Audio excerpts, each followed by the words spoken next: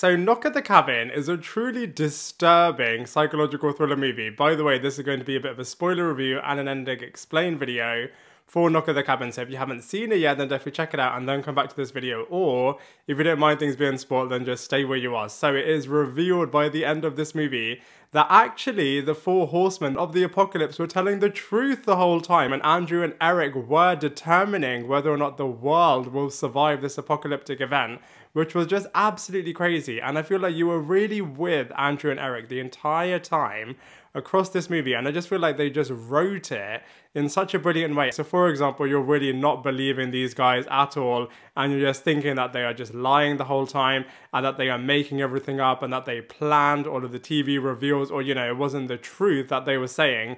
But then as the movie was progressing, you're just thinking, really, are they telling the truth? And you're a little bit swayed, but then by the end of it, you are actually really questioning, are these guys actually telling the truth? And then it's revealed that they are, which I just thought was so mind-blowing. And that the reason that they were chosen is that all three of them have such pure love for each other. And then Eric ultimately wants to sacrifice himself for humanity and for the greater good, which you could just literally feel Andrew's heart breaking because of this. And then after Eric's sacrifice, Andrew and Gwen then go to find the car of the four horsemen, where it's also revealed that all of the stories that they were telling Andrew and Eric did actually end up being true too. And the song that Andrew and Gwen keep switching on and off was the one that Eric was playing on their way to the cabin. So it just all came full circle. And maybe it was just me, but I did feel like the end of this movie is really going to leave the audience viewer really shaken, as it was just so heavy and so shocking, all of the things that transpired by the end of this movie. I mean, what was happening across the movie was obviously really disturbing as well, but the final reveals were really, really disturbing.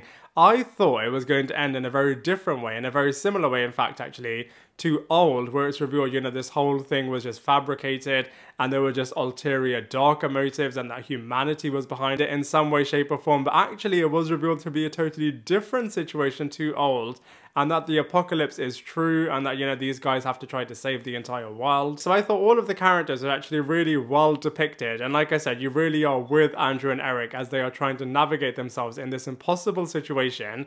I did think that they could have dialed up the ante a little bit more, but clearly M. Night Shyamalan had a particular vision for this film and how he wanted everything to transpire, and the situation and all that kind of stuff. And from that perspective, I do feel like he was pretty successful in realizing that vision, as it did play out pretty realistically, as like I said, you really are with these two lead characters as they are trying to work out whether or not these four horsemen characters are telling the truth, and all of the decisions that they make in terms of trying to escape and trying to get out of the cabin whilst having as few casualties as possible. If you've seen Loki, the final episode of Loki, the TV series, I feel like it was a little bit similar to that in terms of Loki and Sylvie were exactly on the same page, but then finally when He Who Remains is explaining everything that's going to happen from the multiverse perspective, then Loki's like, look, maybe they are telling the truth, and he had to win Sylvie round, and then Sylvie realized in the last moment that actually this is the truth. So I do feel like M. Night Shyamalan was really inspired by that when he created this storyline. Or alternatively, you could say that the writers of Loki were inspired by the novel that this film is actually based upon. So I thought Dave Bautista did a really, really good job in this movie. I do feel like his performance is being a little bit overhyped,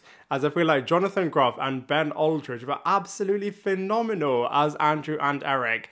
As like I keep saying, you're really with them. I feel like they are so believable, and they just brought the intensity to every single situation so perfectly. As far as the script is concerned, I feel like all of the actors did a really, really good job in bringing all of their characters to life, and all of their performances were really, really good. And if you think about it, it is entirely based in this cabin with a couple of flashbacks helping you understand Eric and Andrew's past a little bit better. I thought that they would have played up the impossibility of this situation a little bit more in terms of whether or not Andrew or Eric or Gwen are going to sacrifice one another, but actually they were pretty firm in not wanting to do that and just trying to escape as best they could. And I guess they didn't do that for a reason, as we have seen the darkness of humanity quite a number of times in psychological thrillers, and they purposefully wanted to do something slightly different. So I feel like they played it a little bit light and a little bit safe, but like I said, by the end of this movie, it is just so shocking, the fact that it was all true and that the decisions that they are making is actually causing the destruction of humanity and to make the apocalypse a reality. But then ultimately when Eric did sacrifice himself, then this saved the world. So in some ways I do actually think the ending is actually a little bit unpredictable, as you're really not thinking and you're really not convinced that it is going to end up being the way that it is. So overall, you know, I do feel like Knock in the Cabin is pretty successful in realizing its particular vision.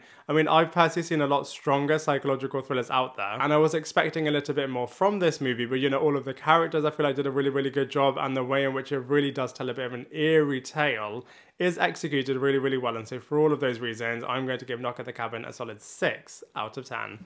Now I'd love to hear what you thought of this film, so please let me know your thoughts in the comment section below. Otherwise, I look forward to seeing you in my next video.